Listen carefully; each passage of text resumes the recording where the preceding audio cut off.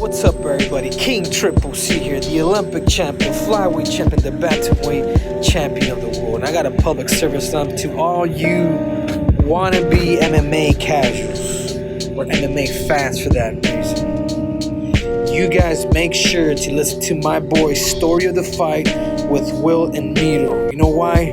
Because Triple C said so. And if you don't, you can do me a favor and you can bend the knee to King Triple C 2.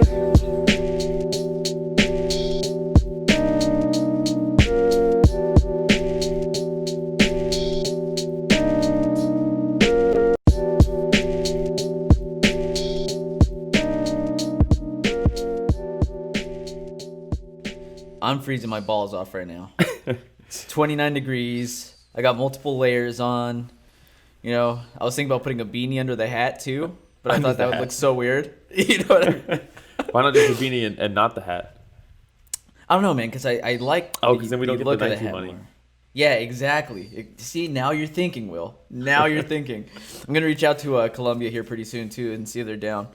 Nice. They're like, what, an MMA podcast? Never. My hiking boots are Colombia. There we go. Just kick your feet up, dude, so we can see those, too. Don't have them on, but I do have cozy socks. I did want to start off the pod here by just giving a shout out real quick to Nevro, who started following us on YouTube. We officially got our 100th subscriber, which is pretty sweet. It's been somewhat of a slow climb, but you know what? I love the fact that we have some folks that want to listen in to us and finally get some interaction on Twitter, on the YouTubes, Instagram. So Nevro, he said, you guys got me screaming at my phone. Instant sub, some great concepts. You guys on Twitter would be nice to talk fights with. So, shout out to him, man. Definitely. Shout out to him. Love the enthusiasm. For real, man. And it's this community, right? The MMA community. Like, whenever you find somebody else that's really into fights, that knows what they're talking about, like, right away you feel like an instant connection. Yeah. I know I've had a few customers in store where, just like fights come up somehow, they get brought up somehow, and then all of a sudden we're just talking for the next 10 minutes about fights we've seen, some of our favorite fights, the upcoming fights. Sometimes we venture out to like boxing as well, but man, it's just when you find a real fight fan, it's so much fun.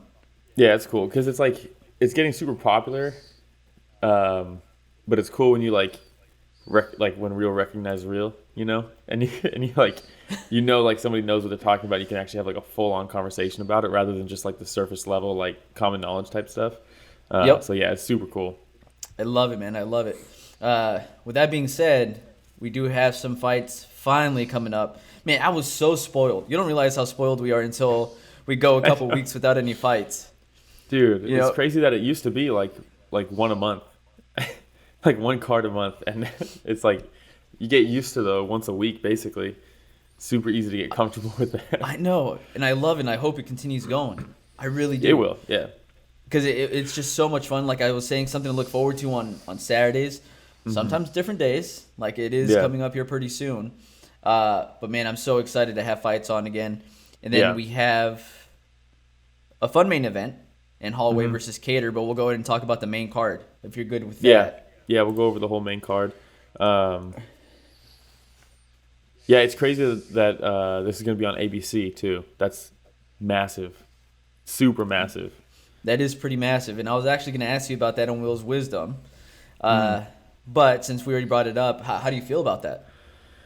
Dude, it's cool, man, because there's been like moments where there's like big steps and opportunities for the UFC to become like more mainstream. Like when they first switched to Fox, then they switched to ESPN, and then now, dude, going on ABC, that's massive. That's huge. That's and the fight that they're headlining with is such a perfect fight for that kind of a spotlight. I remember, I think it was it Fox the first time when they did JDS versus Kane. That was like the main event for that one. And I've mentioned it before how that was one of like the only fights I've ever been disappointed with. Not because of the outcome or anything like that, but it's just because I wanted the mainstream audience to see what I love. And when it was over so quickly, I was like, well, yeah, okay. And that's why it's like you imagine if they just did like a Francis Ngannou versus somebody for first fight on ABC, and it's just a first round knockout. You would have to tell ABC like, hey, we'll give you about a minute worth of content. Just plan on having something else on early. Yeah, so like this stylistically, this matchup, it's such a perfect fight for just like showing people what it is, you know? It's not going to be, because if you show somebody nowadays, if you show somebody their first MMA fight and it's like a Damian Maia fight, right? I'd love to watch them fight, but someone who's never seen it before or is like new to it and like reaching into it, that's not going to be the most exciting thing for them to watch, I don't think, unless they understand it, right? So yeah, this fight, like we're not going to tell Rich the Casual, turn Damian Maia on for you to go get watch hooked Ben onto Askren MMA. highlights. No, You know yeah, what we're I not going to do. Yeah, we're not going to do that. We wouldn't do that to Rich the Casual. Yeah, but this is pretty much, I mean, they have knockout power, right? Especially more Kattar, but I doubt it's going to be like a first round one punch knockout. You know, this is going to go for a while, and the significant strikes are going to be super high in this fight, I think. So it's just going to be a fun, exciting, money's worth type of fight, you know? Oh, it's going to be like a really casual good fight. fans. So yeah, perfect opportunity. Yeah, crazy they're on ABC. Yeah, so the first fight coming up is going to be Soriano versus Todorovićllk. Todorović coming in minus 165 favorite. A couple of undefeated fighters here. Soriano coming in 7-0. Todorovićllk coming in 10-0.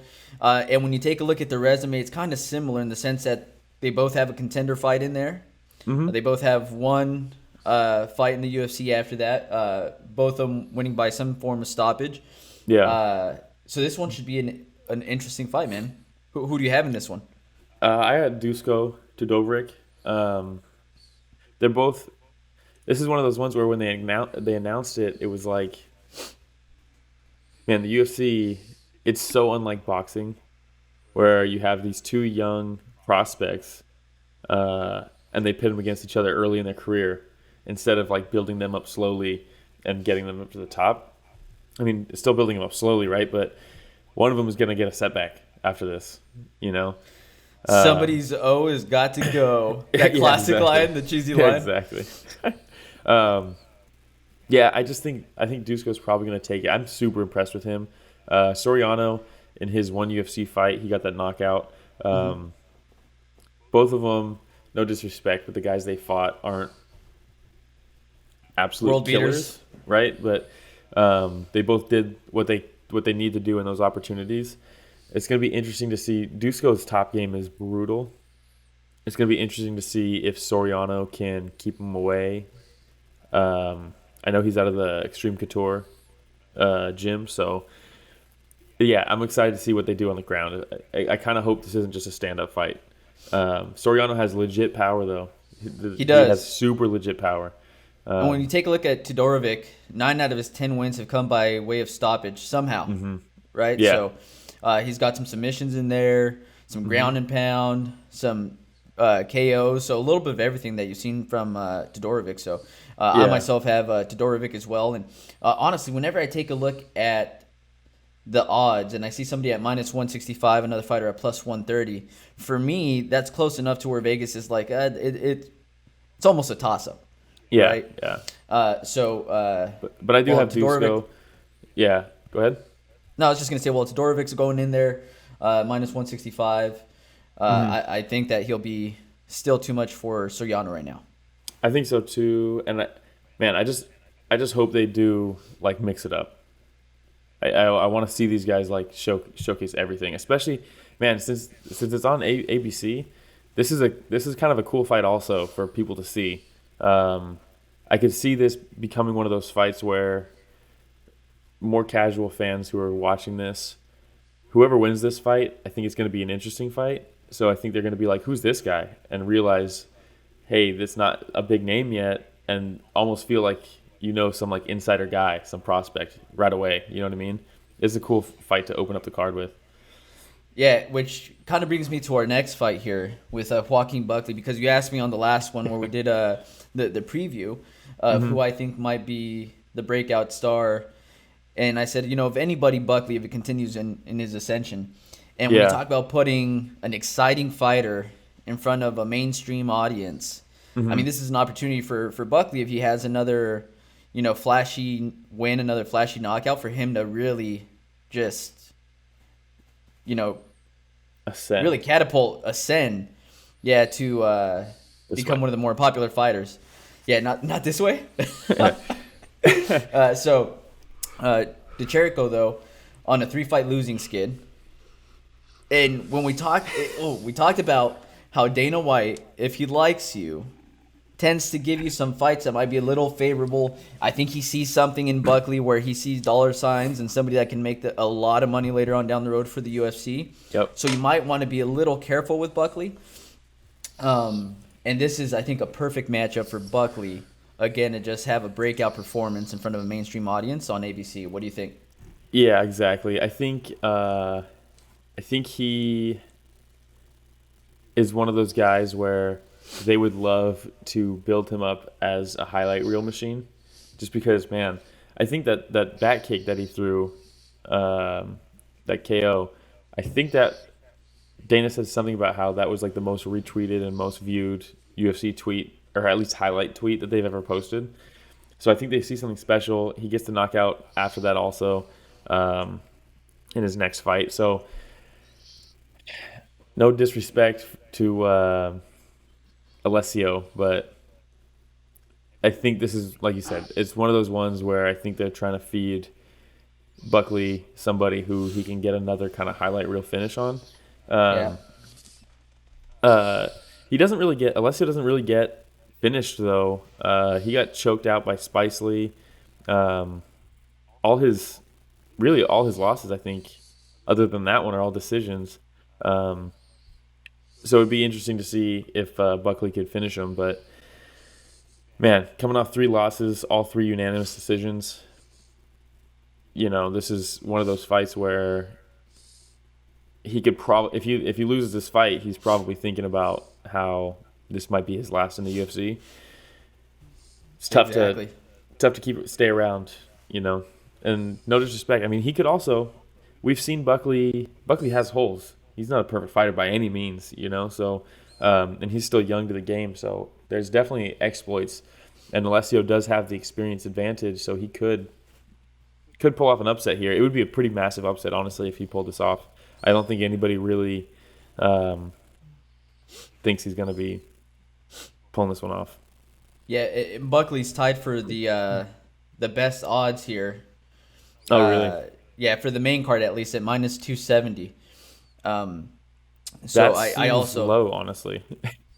Yeah, but they might also be taking into consideration some of the things that you mentioned when it comes to the experience, right? So could be. Yeah, we'll see. And the thing that I've learned too is that it's very hard to doubt Vegas, because a majority of the time they're pretty good. Majority of the time they get it right, So yeah. Something both of these fighters have in common, though, they both have a loss already to Mr. Kevin Holland. Mm-hmm. But Alessio took him to decision, where Buckley got Buckley KO'd. did not. Buckley did not. So that's you the have MMA math Buckley right on there. this one. Yeah, I have Buckley. I think Buckley's going to knock him out in the first or second. I have Buckley as well. A lot of fighters that are favored that I it's very hard for me to look in the other direction with these specific matchups. That's why I like picking the fights before looking at the odds and then seeing them and then being disappointed in myself. Exactly. So Santiago Ponzinibbio. Yeah. When I was saying that Buckley was tied for the best odds here, we have Santiago at minus 270 as well versus Jingliang. Yeah. I don't know if you remember, but our boy Frank Leech. Camacho on the podcast, when we were asking him about the folks he fought, he said one of the hardest hitters that he's ever faced was Jingliang, right? Yeah. So what do you think about this fight? Dude, this is such a cool fight. This got moved, right? Because he was supposed to fight Dwight Grant, right? Yep. Jingliang. That was going to be a sick fight. I really like Dwight Grant. But yeah, it's cool to see Ponzinibbio come back. Yeah. Keep in mind, when Ponzinibbio beat Mike Perry, he was scheduled to fight Kamaru Usman. So Yeah. it didn't happen, obviously. But man, I just he's wish he was legit. more active. I wish he was more active. Yeah, And he's been some out of for these a things while. aren't his fault, I know, but he's riding I believe a 7-fight win streak right now. Yeah. He's a very exciting fighter. Now, when we take a look at Ponzinibbio and his 7-fight win streak, he's beat It's some stacked. notable names. You brought up Mike Perry, right? Gunnar Nelson. Let's see, who else did he get? Neil Magny, most Yep. recently. That's a very that one, dude. That's a hard fight to win. Neil Magny is very creative and like he's so good at winning. Yep. He's not the most he's a not, crafty like, fithere that knows Yeah, how to he knows the game, do what dude. needs to be done exactly to pull off a W, right? Yeah, he knows the game. Man, and I did see that there was a canceled bout between Lawler and Ponzinibbio, which would have been a very fun fight. When they announced to that watch. fight, I was glad that it didn't end up happening because I didn't want to see. This is how Lawler. I think of Ponzinibbio. I think Ponzinibbio would have ran through Lawler at this point in their careers. And I didn't when they announced that. I was like, that's too much for Lawler right now. I don't want to see that. So I was actually glad that it didn't happen.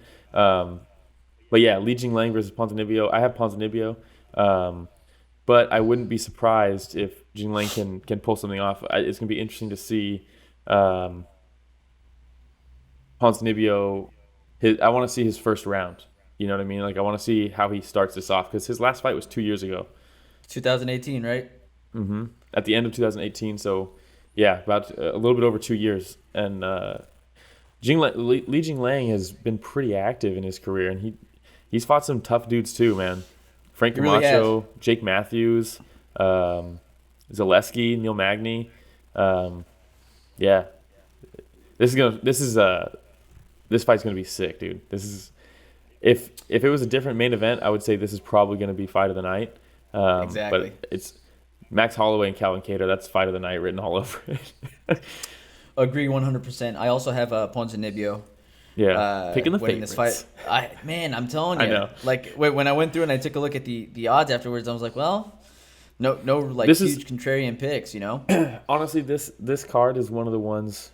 Every once in a while, there's a card where you see something that maybe you think other people aren't seeing. This one, matchups wise, most of them don't seem super close, in my opinion. Sometimes fights get announced, and you're like, man, I have no idea who's gonna win that fight. How is that one gonna play out? And then sometimes fights get announced, and you're like, that's too much. That's too much for this guy. And you just get a gut reaction right away. And that's kind of most of the fights in this card had me kind of feeling that way. I mean, the only one where I might be iffy is the Todorovićllk, and even then, it's just because we haven't seen too much of them at this level yet. Yeah. But outside of that, like you're saying, it's for me fairly easy to go through and make my picks on this one. Yeah. This next one here, man. So a fight of two guys where we wonder what they have left on the in the tank, right? With Condit and Brown. So Condit's coming in minus 165, Matt Brown plus 135 again. When I take a look at odds like that, I'm kind of like somewhat of a toss up there. Now I know that a record of 31-13 isn't uber impressive, but let's just list some of the studs that he's lost Oh to. man. Yeah. So, and this is Condit. Yeah. Michael Chiesa. Cowboy Oliveira. Neil Magny. Damian Maia. Robbie Lawler. Tyron Woodley. That's back when Tyron Woodley would let his hands go. Johnny Hendricks. GSP. I mean, Yeah. Dan Hardy, Rory McDonald, Nick Diaz. yeah, the ones I named were just his losses. Oh, gotcha. Yeah. Yeah, and those I believe he actually beat Hardy. He beat Diaz, right? Allegedly. Allegedly. But when you take a look at this guy's list of fights, it's just insane, man. He's fought the who's who in his division. And he's one of those interesting ones where stories they become wins and losses, right, on your record, and the story around them kind of fades away over time. And like the Nick Diaz one, I think Nick Diaz won that fight, 125, all that jazz, right? But then, as you further remove yourself, that won Condit an interim belt. He was a former welterweight champion. You know what I mean? You could argue Diaz should have won that fight, whatever. Then you have his fight against Robbie Lawler. I had Condit winning that fight. I thought he should have gotten the belt from that fight. It was super close, super close, and it was an insane fight. The fact that I think the Robbie that we have right now that we're seeing, the reason he is where he is because of that Roy McDonald fight and then the Carlos Condit fight. Those were absolute wars, and even the Johnny Hendricks fights right before those. So Condit, man, he was as game as they came, like back then, man. And I think he still has that fight against Court McGee. I think is going to go pretty similarly to this fight. I think, no disrespect, but Matt Brown and Court McGee both are very like stiff. Mm-hmm. You know, they're not very fluid. They're good, right? Matt Brown has some awesome wins himself, and some vicious knockout. That Matt Brown elbow KO is one of the gnarliest things I've ever seen. Yeah. But I think Condit's movement and kind of unorthodox movement, I think he's going to kind of dance around Matt Brown a little bit more than and be a little bit too much for Matt Brown to handle. So I have Condit. I have Condit as well. And I figured, just based off of recent performance, if we get the Condit that we saw recently, then I think it's a pretty easy win for Condit. Mm-hmm. No disrespect to Mr. Matt Brown. Another one with a record of 22-17, mm-hmm. where some names he's fought on there, man. A lot of big names as well. So while you see the record might not be the most impressive record, I mean, he's close to 50-50 here pretty soon, if things continue going this way. But both of these guys are a fan favorite. I think there'll be some nostalgia in watching this fight as well, mm-hmm. right? But I also have Condit. Now, neither of these guys I don't think are going to make another title run. Neither of these guys I think are even going to break the top 10. Yeah. But, if Condit comes out victorious in this one, that'd be 2 in a row for him. He might still be able to get a few fun fights. And what is he, in his early 30s maybe? Condit, 36. 36. I think. 36. Yeah. So he still has maybe a couple good years in him if he had some solid performances left in the tank. Yeah, and this is one of those fights where I feel like they kind of scheduled this because both of them were at the tail end, and this fight was supposed to happen, I think, multiple times, and it kept getting canceled and filling, and it just never happened. So I think they're like, they both were kind of like, let's just do it. I think Matt Brown's actually coming out of retirement for this fight. Oh, Maybe really? Not. I could have swore this was a coming out of retirement fight. Could be wrong on that, but all right, well, we'll look into that. And then the main event, Holloway versus Kattar. Holloway coming in -160, Kattar +130. Mm-hmm. Another really close matchup here, according to the odds makers there. So which Holloway, I'm glad. I've said in the past, Holloway, in my eyes, mm-hmm. won those last 2 fights. In my eyes. So this is... I had him winning. The first one, I'm not mad at Volk winning, but the second one, I thought he definitely won. Yeah, so this is a really good matchup for Kattar.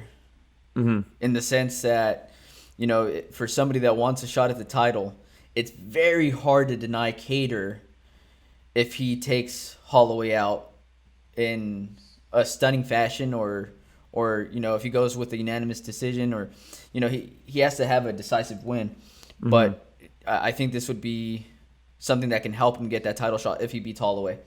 Yeah. In his last 5 fights, right, Kattar's lost 1 to mm-hmm. Zabit. Yeah.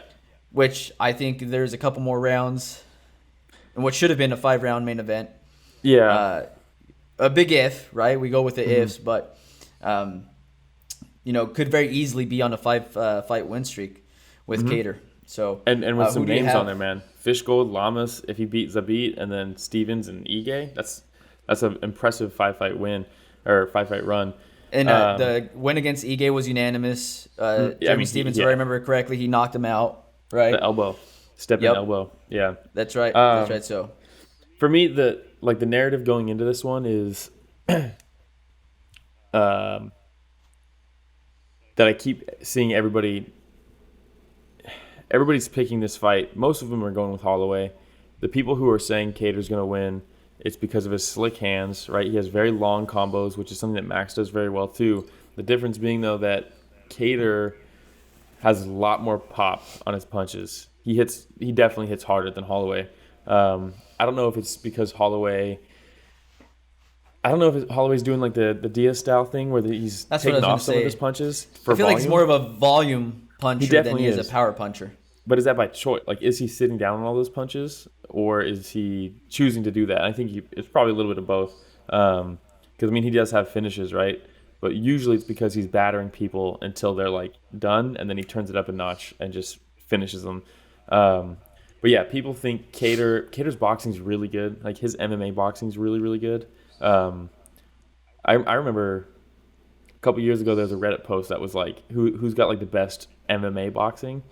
And my picks were like Frankie Edgar, Calvin Kattar. Even then, this was, I think, probably around when he fought Fishgold.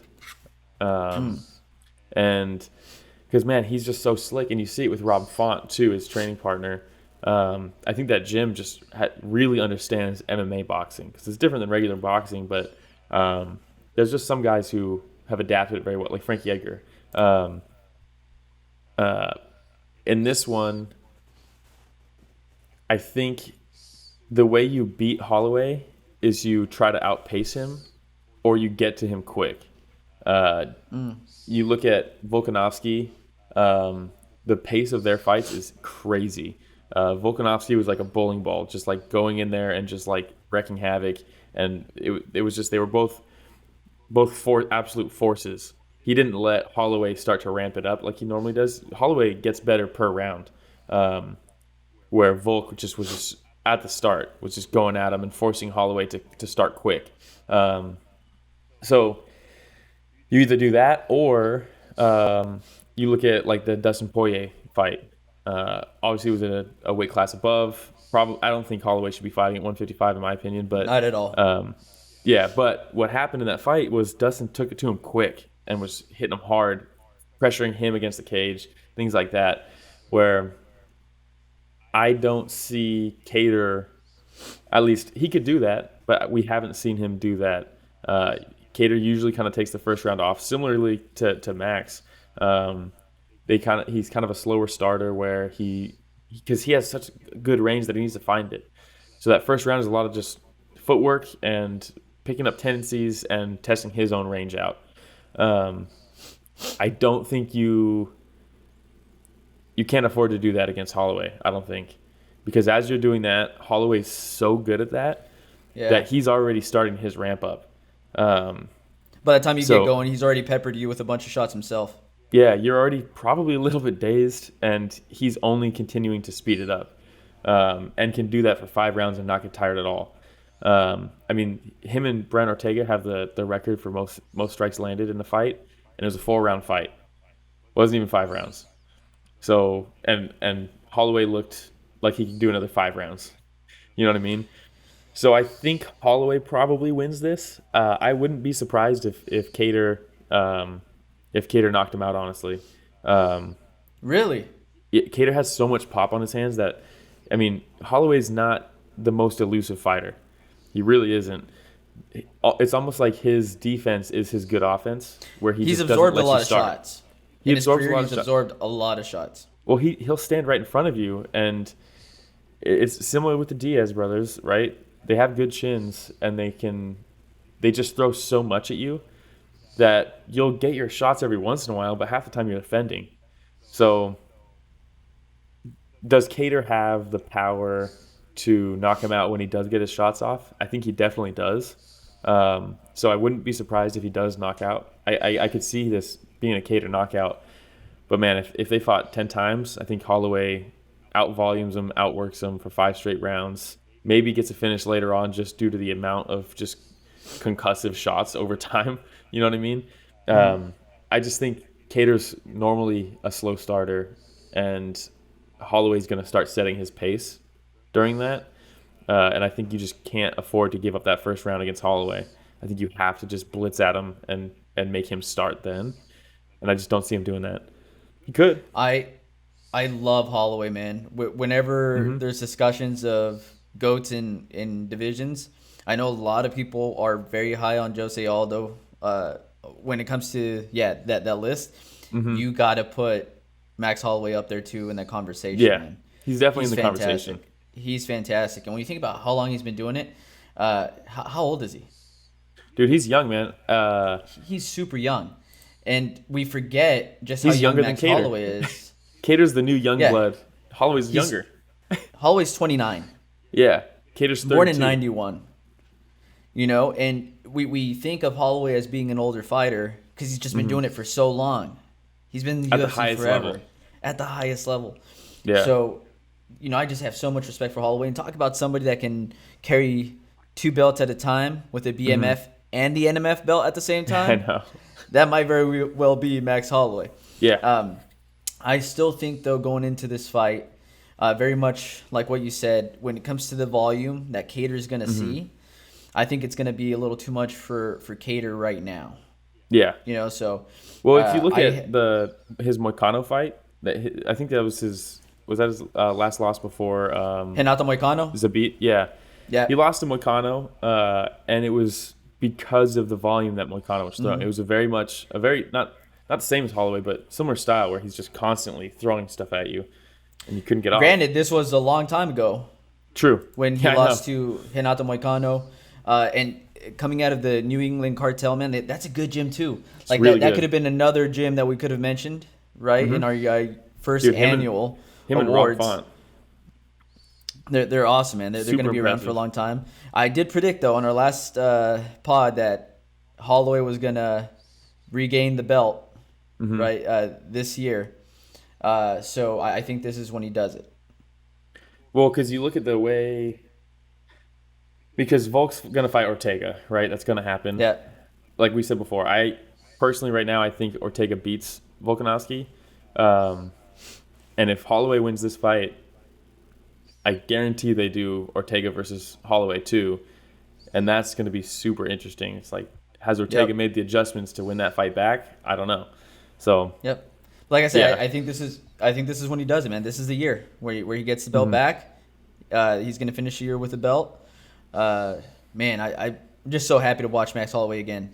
And yeah, following Max Holloway on social media, and not just that, but you'll see like people would just post videos of him talking to like Ortega after the fight. And he's like, "Hey, we should be friends, maybe." Yeah, Like I love after he you. beats the shit out of him, I love you, man. And then Yeah. when he lost to Dustin Poirier too, and he's just, when you talk about sportsmanship, just yeah, somebody that you would want your kids to see, as an example, as a role model. Just seems like a really, really good dude, man. yeah. You get that vibe from him. If you ever watch him like play video games and stuff, he's just like a goofy, like funny dude, and then he's just an absolute murderer once he starts fighting. It's crazy. For real. I love it. Yeah. I love it. All right. So that's it for the fights.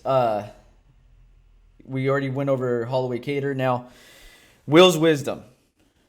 I know that it's been a while since Hey we've gone guys, over Will's Wisdom. I'm sorry to interrupt you guys, but there's something that I thought. Rich the Casual. Yeah, sorry to interrupt. And disembodied voice here.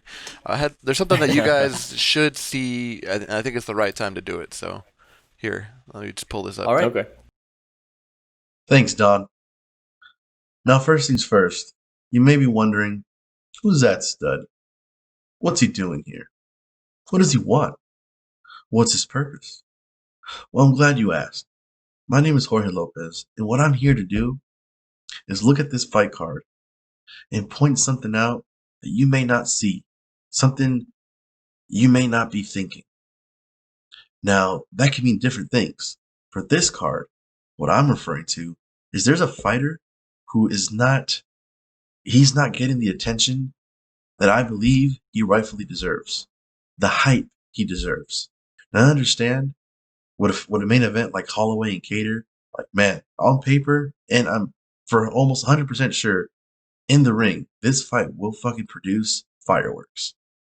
But aside from that, the next big story should be on the man in the co-main event. Not Li Jingliang. No, Santiago Ponzinibbio. You're probably wondering, yep, you are. I see you. You're like, who? Santiago Ponzinibbio? Exactly. Now, what really grinds my gears is how a guy like Santiago Ponzinibbio is getting absolutely no hype for his return. Let me spit some knowledge to you real quick. This man, Santiago, is on a 7-fight win streak. He's currently in a 7-fight win streak in the UFC in the welterweight division, with solid names on there like Mike Perry, Gunnar Nelson, and Neil Magny. Now, unfortunately, he's been out for a little over 2 years. But before that, I'm telling you, like I said, the guy was on a tear. He was borderline top 5, a top 5 welterweight in the rankings. And they may not mean much to you, but the rankings do mean something. And if the UFC rates him, almost rated him top 5, you know this guy is serious. He had been scheduled to face Kamaru Usman and Robbie Lawler, but injury bug.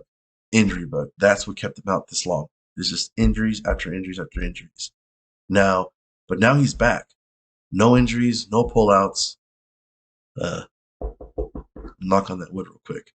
But yeah, no pullouts, nothing. He's fighting Li Jingliang. Now this guy, Ponzinibbio, you're thinking, damn, you're hyping him up to the fucking moon right now. And I am. Because like I've said before, 7-fight win streak, borderline top 5, had dominant victories over solid names in the division. And not only that, but he's a very well-rounded fighter. Really good kickboxer. Really good boxer. Right? He has really good power. He knows how to cut off the ring. He's a black belt in Brazilian Jiu-Jitsu. This guy's no slouch. He's got the skills to contend. And now he's back. But yet, I haven't seen the UFC, the media, or fans talk, promote, nothing. Or very little. Not enough, at least not enough. This man deserves more. All right? So keep your eye out for him. He's going to do big things. My bold prediction is that this event, this fight with Li Jingliang, will be the continuance of his rise to contention. All right? Because, the division doesn't look that much different than it did 2 years ago. All right? It's still pretty much the same guys at the top. And I believe Ponzinibbio has the skills to contend. And he will. So my bold prediction, again, is this guy, Ponzinibbio, will continue his dominance, will continue his reign to contention. That's all I have for this card, all right? So if you don't know, now you know. Back to the homies at Studio 69. So we're Studio 69 now. I guess. Dude. Oh, man. I know what you might be thinking. Who's this stud? Yeah. What? Well. Oh, shit, dude. We had mentioned before that we were going to have George hop on, make some bold predictions, maybe pick an underdog. In this case, his bold prediction was that Ponzinibbio was that gonna, guy Santiago? Oh, man. Oh, man. Fantastic job, George.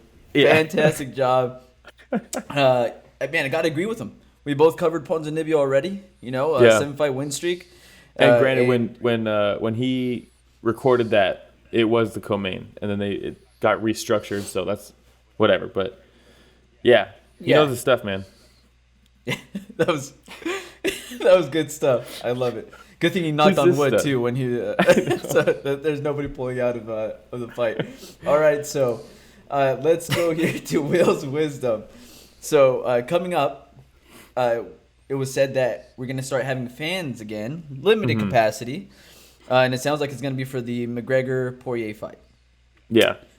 Will, would you rather continue having the fights without fans, or let's bring the fans back?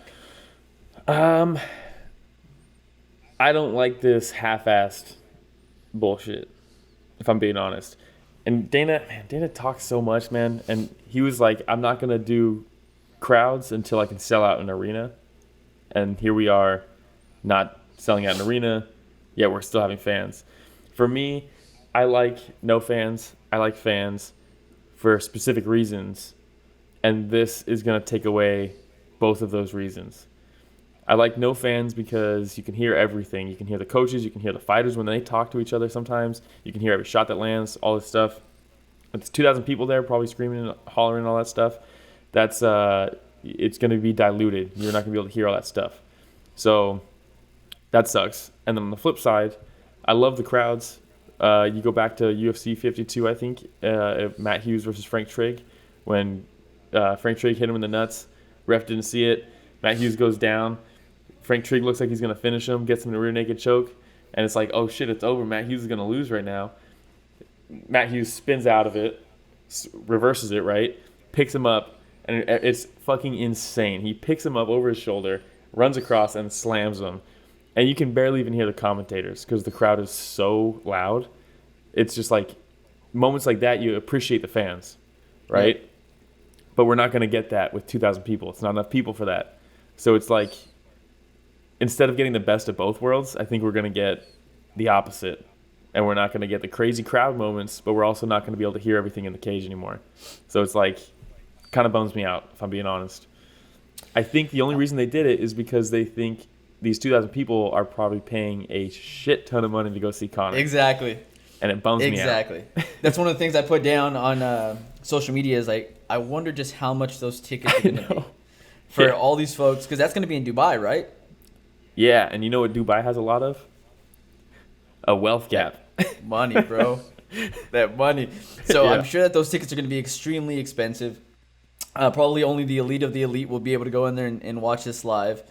And I have mixed emotions about it as well. The days of us being able to hear Kevin Holland tell Darren Stewart, "Ooh, you strong," when he puts him up against the cage, or those the body shots that you mentioned. It's just.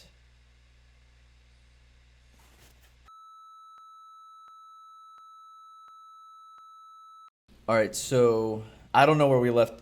Rich, what did we leave off on? Sorry for the technical difficulties there. Man, you were talking about landing body shots and how great they are. Oh, thank you, Rich the Casual. So we're talking about the sound, right? That you're able to pick up from not having fans. And I think about Kevin Holland when you put Darren Stewart up against the cage and you could hear him tell him, "Ooh, you're strong." Yeah, right. Yeah, and stuff like that. Those things that are memorable from fun fights, the body shots and the kicks to the body where you could hear just the impact, and it almost makes you kind of like squeamish, just thinking about it, But then at the same time, I wonder some of these fighters that feed off of the crowd, right? And the style of fights that they bring based off of the energy they pick up, and I think about Justin Gaethje. Mm-hmm. Will he be the same fighter that we saw going up against Tony Ferguson with no crowd? Or will he hear the crowd get excited every single time he lands a shot and just start trying to walk straight forward and trying to knock his opponents out right away again? Mm-hmm. So for me, it brings another element to the fights. But it definitely does. If I had a pick, though, right now, I'd say let's roll a little bit longer without the crowd. And then kind of like what Dana had planned in the beginning, once we're able to get back to full capacity in these crowds, then let's do it then. Yeah, but you should have stuck with that. The thoughts of possibly the elite of the elite sitting in Dubai, probably not the biggest fans of the world, but just paying big bucks because it's an event. Mm-hmm. It just kind of rubs me the wrong way, I guess you could say. It's a little weird. Also, I'm just hating because I'm not within the elite of the elite that can go watch this fight in person. So listen, if they gave me a ticket, I'd go. Yeah. You know what I mean? I'd be like, this is the dumbest thing ever, but I got a ticket, so I'm going to go. Yeah. All right, the next thing. So this is something I wanted to talk to you about a couple weeks back, but I forgot. But Ali Abdelaziz, he recently had that Twitter war with Conor McGregor where he says, hey, you'll never be a champion again because I have an army waiting for you at 155 and 170. What are your thoughts when it comes to managers like Ali Abdelaziz getting so involved in these Twitter wars like this and going back and forth with fighters? And how do you feel about it? Surface level, I don't like it. Like, I actually kind of hate it. It just it's like, dude, come on, man. You're a failed fighter. Like, why are you talking shit to fighters? But on the flip side, and like as you like look into it more, every single one of his fighters absolutely loves him. Everybody he manages, like, I forgot who. I think it was Frankie Edgar was talking about. I think it was Edgar talking about Marlon Moraes. They're both under Ali. At least they were. I don't know if they still are. And they basically said, like, I mean, they same division, you know, possible matchups, all this stuff when he was talking about it. And he was like, no, he's one of Ali's guys, so he's my friend. Just right off the bat, if you're one of Ali's guys, you're friends. I think we saw that too with Justin Gaethje and Khabib recently too, right? Mm-hmm.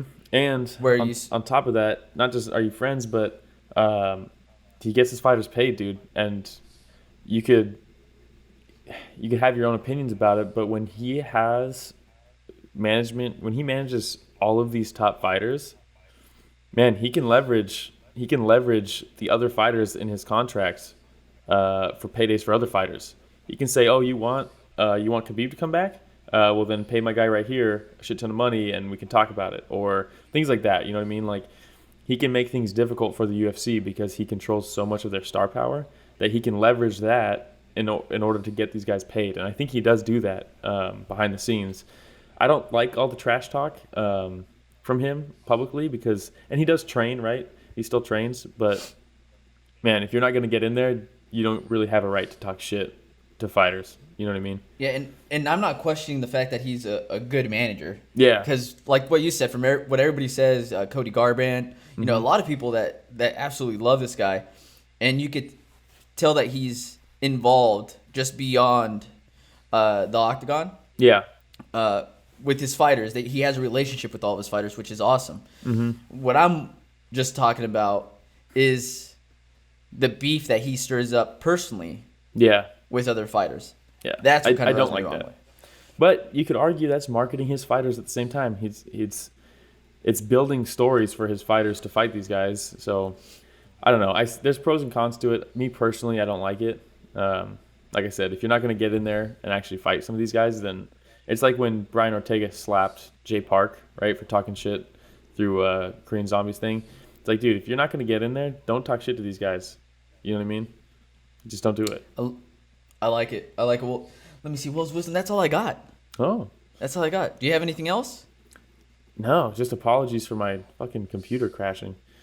It happens. Man, when we think back to when we started the podcast back in June, yeah, and like my headphones would die halfway through it. Yeah. My internet wouldn't be on. You know, I'd say we've come a pretty long way, Will. Well, keep in mind, if that were to happen and we didn't have Rich the Casual, we would have lost all the video of this. The audio somehow saved, but the video recording would have been gone with my computer crashing. So I'm glad Rich the Casual is part of this. Hey, Rich the Casual, have you watched the Joanna Jędrzejczyk versus Zhang Wei Li? It is climbing the list. Currently rewatching Lord of the Rings. So when that's done, nice. it's next. Dude, check this out, dude. Hold on. Oh shit. So, Lord of the Rings, dude, you're now a producer for an MMA podcast, and you're putting Lord of the Rings in front of Joanna Jędrzejczyk. I don't want to hear any two-tower slander on this show. Look at that. It's blurry because it's not a face. Wow, is that the Shire? Man, I want a round door like that in my house. Is what I want. I know. All right. You know what? Hey, Lord of the Rings is sick, though. It is. On that note, I think that's it for the podcast this week. Yeah, that's all I got. Awesome. Thanks for everybody for listening to Shout out to George this week. Appreciate Jorge. it. Shout out to George. Shout out to Nevro. Appreciate it.